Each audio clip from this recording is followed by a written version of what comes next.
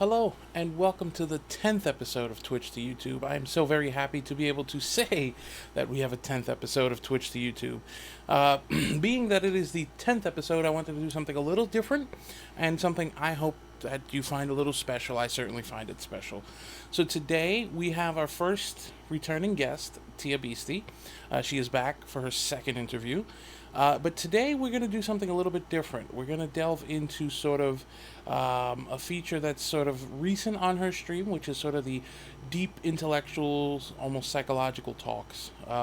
So we're going to get into that and sort of how that works with Twitch and all of that. So I hope you enjoy the conversation that we have coming up. I know I certainly enjoyed having it. And of course, if you like the content, please consider liking or subscribing, or if you feel so inclined, hitting the notification bell so that way you'll get notified when I post new content. And of course, follow me at my Twitch, which is in the bottom links down below, for the latest updates on new episodes of Twitch to YouTube as well as upcoming guests. Now, here's the conversation with TheaBeasty. And welcome into the conversation portion of the episode. I am here with TheaBeasty, who was gracious enough to join me for a second time. Thank you, Thea, for joining me.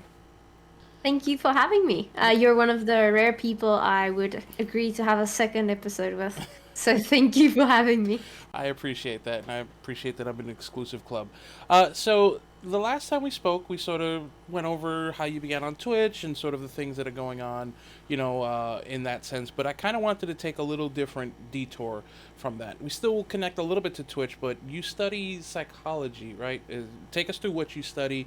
You're going to school, obviously, full time. So take us through some of that, and we'll sort of wind our way through how that sort of weaves its way into Twitch. So I began by doing my bachelor's in law here in South Africa. That's straight 3 years. And I can't yet practice law. I would have to study another 2 years. So I thought I'm going to hold on a bit and just see what else there is that I find interesting. So I went on to do my fourth year, which is my honors in psychology. Now, yeah, so I'm currently doing that because if I do that, I can do a master's in psychology abroad, which is the main goal. And so far, I love psychology. I'm learning so many new things. It opens up a whole secret world that most people don't know about. So it's quite fun. Yeah, I took a few psychology courses in college. Obviously, just scratching the surface. You're studying it full on, so you have a more in depth view. But I sort of understand what you mean. Like when you start hearing about experiments and start hearing about certain ways that people think, and it's fascinating, I find. And Twitch is kind of a medium that's, I think, kind of unique because you can get a situation in which you have sometimes one person streaming and you have maybe 10, 15 viewers, but then you also get situations where you have one person streaming and you have hundreds of viewers. And I think we can sort of Twitch can sometimes be a haven for sort of parasocial relationships. So sort of take us through, for those who have no psychological training or psychology training and all of that, what are parasocial relationships? Well, it's a very interesting phenomenon that's more recently come to light because of the situation we're in, because we're having more and more YouTubers rising to fame like PewDiePie, and you have more and more Twitch streamers. And then you have people who, especially in COVID, are very isolated, have little to no human interaction throughout their days. And they start watching a streamer every day around the same time. Now, although the streamer has, 400 people watching, just names, they only have one person they're watching, and it creates a very unequal relationship. Now, of course, some streamers will actively exploit something like that by every time rewarding them with compliments when they're being given money, and that's not a good thing. Whereas I'm often more worried when I recognize that pattern, because you have supporters and then you have people you realize are sort of developing a unhealthy relationship, as if they know you and you know them. The problem is they do know you to an extent, but you have no idea who they are, and that sort of doesn't click. And of course, I tried to, it was that's how I met you. Of course, I back in the good old days when there were only a few people watching, it was really fun interacting with people behind the scenes and getting to know them. But now it's becoming a lot more difficult with more people watching. And yeah, I'm also getting messages now a little bit more than I would, where people try to reach out and get to know you better. And sometimes healthy messages, other times it seems like they're already sort of infatuated with you. Almost it romantically is normally how a parasocial relationship would be. It would normally be a romantic one in their heads. So yeah, it's very fascinating, and I'd like to see more research go into it and how to prevent something like that, because it's difficult, because these people are alone. You don't want to burst their bubble. Sometimes they do need that, they need that image. It's like a coping mechanism. Mm. But it shouldn't become that unhealthy that they rely on your attention solely. They should, they should be grounded in reality, at least at Yeah. the end of the day. Yeah. It kind of becomes, as you say, sort of a fine line to walk, because you don't know how someone, as you say, you don't want to burst their bubble, and you don't know how somebody will react to reality, sort of, hitting home. You sort of take us through some light steps of what when you said you recognize those patterns. So what would people see? Like, how would you sort of, because there may be someone who's out there who's a streamer who may not know, hey, is this so take us through some of the telltale signs, if you will, the really obvious ones of The someone really might obvious be ones. sort of in a Mm. parasocial relationship.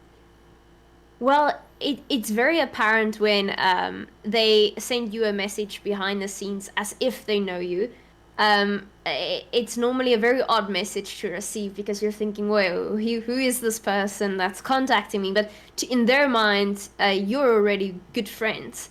Mm. That's the problem. So they'll talk to you as if they've known you for years, and they'll ask very personal messages, not in an inappropriate manner, but in a very odd manner. Like, they'll ask you, what did you eat today? They'd like to have the same lunch, and Mm. how is your family? And it's again, this for me as a female, it tends to go on the romantic side when they form these relationships. But it's normally very worrisome, because you think, whoa, what happened here? What happened for you to reach this conclusion? And what Mm. happened is they've been watching you for 2 years, and they formed a 2-year relationship in their minds, and now they're acting upon it. And yeah, I've had some.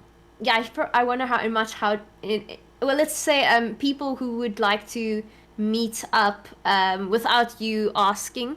So they're planning on meeting you because they know that, so they know where you're going to be, Mm. and they're letting you know they're going to be there. They can't wait to see you, and that's when you sort of, the red flags start going off. Right. It's when they try to figure out where you're located. Luckily, I'm in South Africa, so that's very good. Now, remember, this is different than meeting up with friends, because that's consensual from both ends. But when it's a one-way street, that's the troubling part. It's when they've completely lost track of what's going on, really. Right.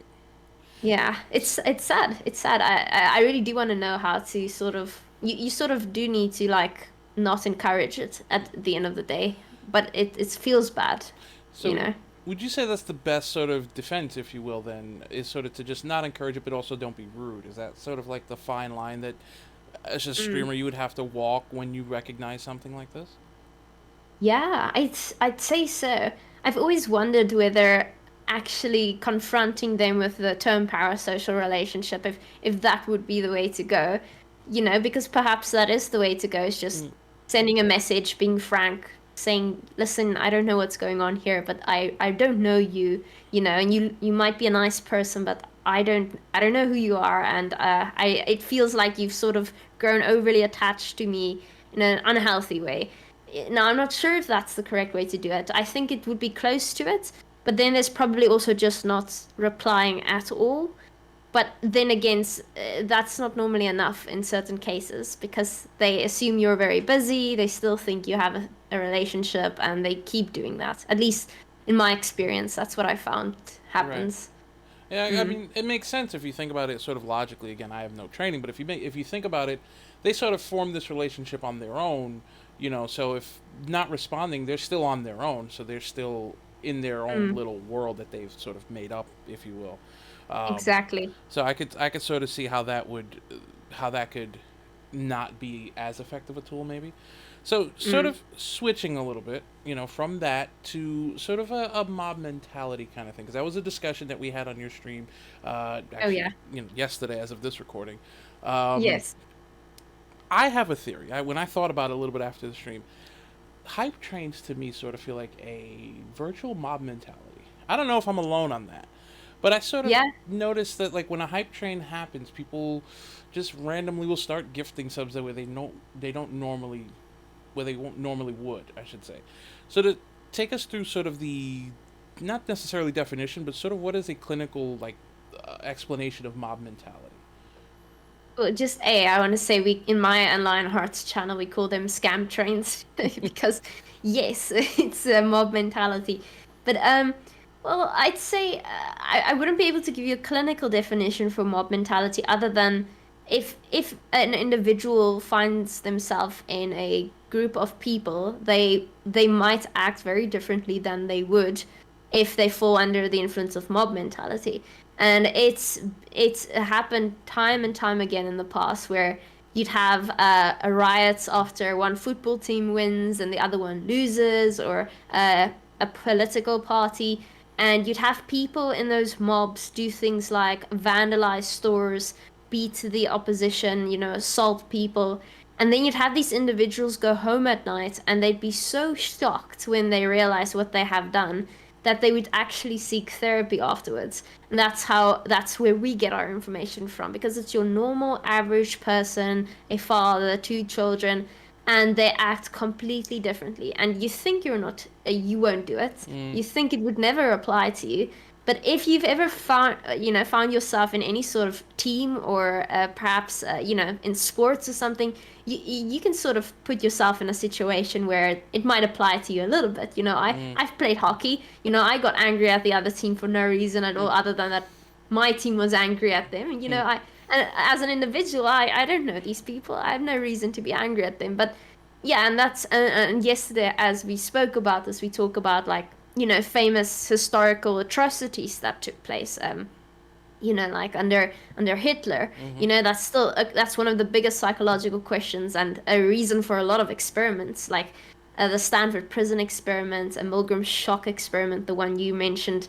It was all almost to sort of test what would an individual do under certain situations, so we can replicate what happened with Hitler. Mm, Because you either have to come to the conclusion that almost the entirety of Germany were all evil, inherently bad people, or they were like most people, they were normal, and a leader, Hitler, somehow managed to make them do very evil things without them sort of clicking that it's really bad. So that's what these experiments all try to replicate. And the mob mentality one, that one is a pretty popular one. Yeah, but it also it branches off into little things like, is it authority that give you the orders, or do you know the people? Or is there sort of a distance between you and the individual, and that's why you think it's okay to commit certain acts? Um, yeah. So, but basically, yeah, mob mentality is just that pack mentality in the group. yeah. I find it so fascinating. I mean, I find all of psychology fascinating, which is kind of why I wanted to sit down and have this discussion, and with you in particular, because I've sat in your streams and I see how sometimes streams go, and it's fascinating how you can, and I think Twitch is very smart in how they market this sort of thing, Mm, because now as a viewer you will see it'll tell you a hype train is close, mm. and you just sort of, one person chucks whatever, a gift sub or bits, and it just starts, and as you say, the train begins. So people just start doing it. So I think it's fascinating to see like in all different levels. Like you have the extreme when you talk about like Nazi Germany, and then you have sort of the harmless sort of gift subs and Twitch, but it's still the same basic sort of mob mentality of just we're with the crowd. I feel we're pack creatures, so it sort of it Oh feels, yeah, yeah, it's sort of, 100%. yeah, we just got to find our pack. So, as I mentioned in your stream, and as we kind of brought up, sort of recently, I would say, I've been watching it for 2 years, or not 2 years yet, but you sort of sometimes will branch off from the games that you're playing, whether it's Gwent, whether it's, Resident Evil, whatever it is that you're playing, and start having psychology or law discussions, or sort of, how do you feel that your community is so welcoming of that, and sort of they encourage it, because it's not something where you say, okay guys, it's chat time. It's sort of someone will pose a question and it just, evolves from there. So how does it make you feel that that's the community that you are fostering? Feels incredible. Honestly, it's a Twitch has always been a touch and go. It's you follow a sort of similar pattern, and then one day you do something different and you get a sort of positive reaction, and you're like, "Oh, okay, I recognize that. I will do this again in the future." And that's sort of how this began. The idea was always with Twitch, it was sort of to create a platform for whatever would happen one day. Like if I would write a book, if I would, go on to study, I'd have a group of people who would like to stick around for that. But of course, Gwent isn't a means to an end. It's just something I'm doing whilst I'm living life and Mm. studying, and so I do enjoy that a lot. And luckily, people who play Gwent tend to be a little bit older than the average Minecraft player, so they like these conversations. But yeah, it would start off with a little tangent here. In my first year, I would start talking about the interesting law things that I learned and how incredibly cool it is.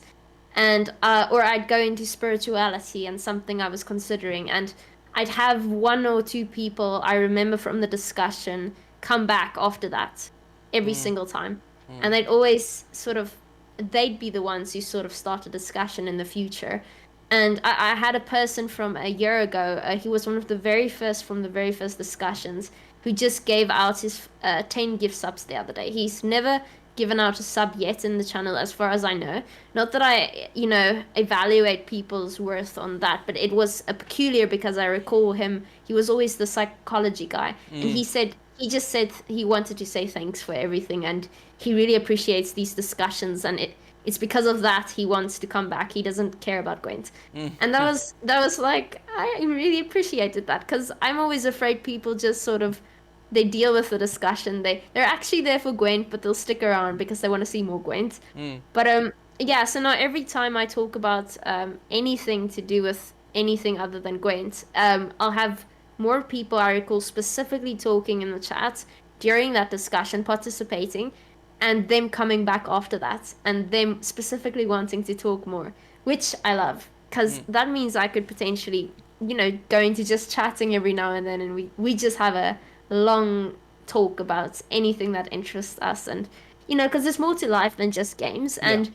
you should be able to unwind and play games, but for me, I'm still sort of young and still finding my way, and I do think I want to end up in a position where I can sort of share the things I've learned with a bigger public audience, perhaps, or write about it or contribute to the world of academia. And Mm. you have to be able to articulate your thoughts Mm-hmm. properly, and it's just the perfect platform to practice on, if you will, because it's an echo chamber at the end of the day. If people get upset, they leave and you don't see them again. If they like what they see, they stick around. So it's weird being able to quantify your your progression through numbers and statistics on Twitch. It's a very odd thing, because Mm. in real life, if you say something unpopular at a dinner party, you'll get a weird stare, and that's Mm. it. On Yeah. Twitch, you'll see your numbers go down. It'll take a dip, and then it will come back when you do the right thing again. It's very, very interesting. Yeah, I still think there's a world of studies that awaits us in the near future when all the millennials have grown up and started playing a bit on Twitch. Oh, TOB podcast coming soon. Yeah, Oh hopefully. gosh. Yeah, that's your thing for now. I'll just tag along. So you mentioned, that there are people that keep coming back and everything. And in you and Lionheart's Discord, you started a channel called Deep Thinkers as requested by Mm. your chat. So it's gotta feel good. I would believe that not only is it working, but you have so much people saying, "Hey, we want so much more. We want to take it off stream and have it Mm. discussions among ourselves." Do you think that you might be fostering sort of a sub community, if you will, of people who are sort of, you mentioned some people might tolerate the discussion and wait for the Gwent. Maybe there's people tolerating Gwent waiting for the discussion. And Mm. do you think that this is going to be something that's a almost every stream feature now? Because you're going to have more and more people wanting to go down this road.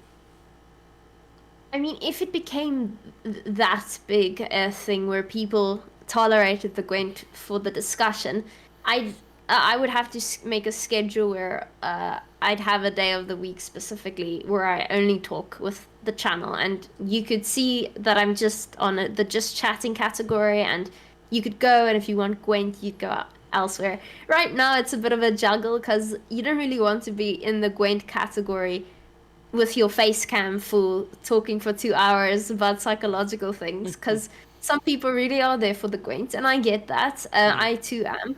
And but yeah, I like my mind goes like this. Like the moment someone brings up something really interesting, I want to discuss it. But yeah, the subculture, I love it honestly because if it's also about normalizing these discussions because it doesn't happen often. I'm not talking about very controversial ones at all. Actually, it's like we're starting off very mild here. It's not political. It's not really spiritual. It's just basic psychology or philosophy, and people are now talking with each other Yeah. when I'm not online, and I'm not even contributing all the time. So it's not about me anymore. It's about the idea, which is so cool.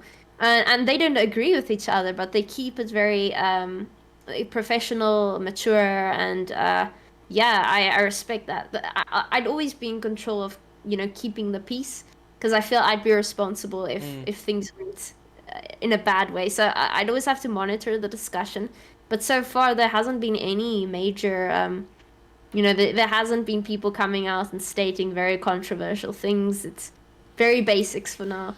I kind of, it's amazing that you kind of dovetailed into that because that's my sort of the tone of my next question. Ah, You sort of set the tone for the discussion, and it's been extremely civil. Like, and I obviously I moderate your stream chat, and so I'm always on the lookout in case something is going. Somebody says something insulting somebody, whatever.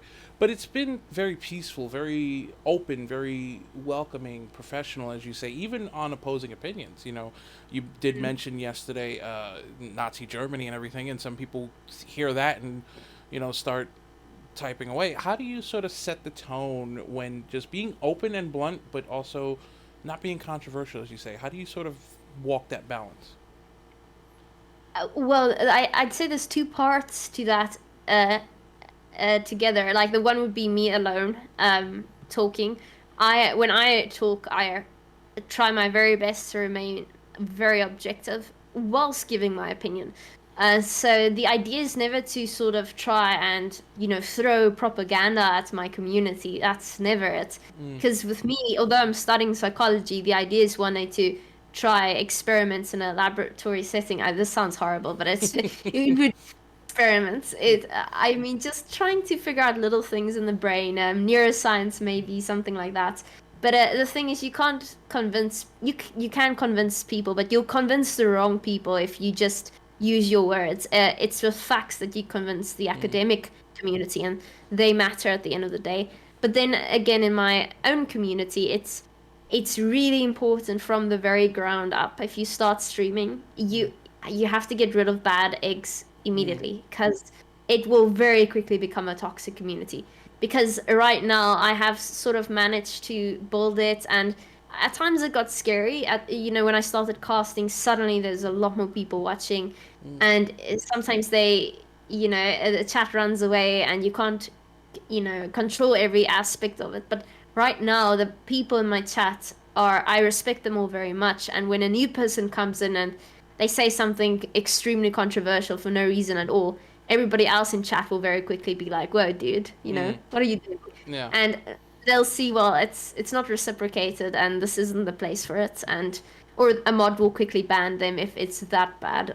Obviously, we don't try and ban people all the time, but I mean, if they, threw a slur onto the channel or something, you just get insta banned and you get Yeah. rid of those people. Yeah.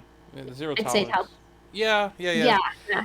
Yeah, I think so. I do remember there was someone who would open discussions and sometimes go back and forth with some people, and there was one time in which it was successful, Mm. At least successful in the sense that it ended in a discussion as, instead of something toxic. But my personal opinion is just, you just clear them out. There's enough people on Twitch. You don't need to let one toxic person stay. Would Yeah. transition a little bit to your book. Not no state secrets, but now that you're studying psychology, and this is what you're doing, you're obviously writing a book, and it's going through the process. How has the psychology courses and training, how has that impacted how you sort of write and look at characters? Have you gone back and said this motivation maybe doesn't work, or this motivation is even better, or have you gone back and tweaked things? How has sort of the psychology that you're learning sort of made you view your writing in a different light, or has it at all? Mm. Yeah, it's very weird. I feel like I you sort of grow up with all these. Psychology gives you a label for phenomena that you sort of already know. It's very rare that you get an experiment as big as the Stanford Prison experiment and Mm, Milgram shock experiment that just baffles your brains because you didn't think people would do that. But mm, it's like it's like mob mentality. You sort of know about it without giving it a label. You know people in groups act odd. But yeah, so when I wrote the book and I'm still writing it because every year I grow older and then I start doubting things from 5 years ago that I wrote down. But yeah, so in the book, children get abducted and they're dropped on another planet, and that's it. And they have no idea what's going on, and they sort of have to now figure out how to survive, how to mm, get home. And that in itself, that is my huge little social experiment. And what would teenagers do if left alone unchecked? Because we had Lord of the Flies with little children. Of course, it's all fiction, but I found it was pretty accurately written, mm, without going into Freud and all that. But in my little scenario, the main character stumbles upon a camp of children on this different world, and they have a sort of hierarchy structure, and there's order, and you have the bullies, but there's a leader who keeps everyone in check. mm, And at first, that was it, and the story sort of went from there without telling you what the story is. And then I thought, but wait, there's so much more potential here. What what if you had the very opposite? What if you had a group of teenagers with a leader who just went all out Lord of the Flies, if you will, who went crazy with power, and what would happen? And I thought of the most horrible group I could picture, and I created that group mm, as another one that my character would stumble upon. And again, without well, there's also talk of the feral, which is my third group. So here, it's a lot of, I wouldn't say spoilers per se, but at least psychologically speaking, there's the normal group of teenagers. There's the group where you've got a very screwed up mob mentality system, mm, and where teenagers do things you'd never thought possible, but they do it because there are no adults to supervise them, and their leader tells them to do it. And then the third is the one that doesn't fit into any category, the feral children, and they're the ones who just went crazy. mm. And that's also another psychological branch I went into. So I sort of went into all three possibilities I could perceive of that would occur if teenagers were just dropped into the middle of nowhere. Because, yeah, my theory has always been that we will most likely not work together unless you're an exceptional person. And you will form tribal groups Mm, very quickly. And if you come across another tribal group, there will be a sort of tribal war, if you will, because that's how we're programmed yeah. as social animals. It's just the way we are. Mm, So yeah, so my mind went a little bit mm. crazy, and one day you can read the book and you'll understand exactly what I just tried to describe without giving away the whole story. I could have told a bit more. It will sound a bit unclear, but yeah, it was very fun to write at least and see where it went. I personally am looking forward to that book. I'm looking forward to it, and I think it was a very good preview that you just gave everybody. And I think if people weren't already looking forward to it, I believe they are now. So, I will ask you one final question to sort of wrap things up. I've sort of been a tradition that I sort of started was I was asking people their favorite streams, but since we're doing sort of a psychology thing, I will ask you what is your favorite sub area of psychology or area of study of psychology that you've come across? Okay, two. The answer I should give you is would be neuroscience and leading into forensic psychology. Mm. Trying to figure out what goes on in the mind of the deranged criminal. The second would be the more obscure one that is only whispered in dark corners in the night. That's parapsychology. Parapsychology has been around a very long time, and of course, nobody would. It's a people would call it a pseudoscience, as it Mm. hasn't really. It it gets a subjective evidence. It never gets objective evidence. But parapsychology is anything to do with the paranormal Mm. that psychologists try to get from people. Anything to do with, past life experiences or close death encounters, all that. It's a real branch of psychology. Obviously, I find it very fascinating, Yeah. to say the least. Mm. But yeah, so that would be the most fascinating one. The most logical one would be neuroscience. I love that you gave two answers and there's both one left brain, right brain answer there. But thank you so much for sitting with us. Thank you for giving us an insight into the psychological side of things and some of your studies and sort of how you feel about the psychology and Twitch and all of that. I appreciate it. Thank you for sitting with us, Tia. Once again, thank you so much. I've said thank you like 7 times. My seven thank yous back at you for having me. It's been fun as always. Always a joy. The joy was on my side. Trust me. Thank you again, Tia. That's the eighth time, and I will be back with the outro of the episode. Once again, thanks to TheaBeasty.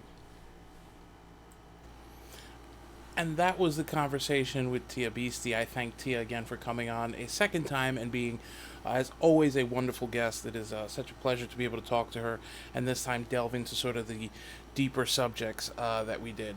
I want to thank you all at home for watching, and if you've been watching the entire series so far, I thank you so much more. So it's the 10th episode, but there will be many more to come, hopefully. Stay tuned to my Twitch channel, which is in the links down below, as well as give Tia a follow on her social media platforms at Twitch as well. Of course, if you like the content that you saw here today, please consider giving the channel a like or a subscribe, or if you feel so inclined, hit the notification bell to be notified when new videos are up.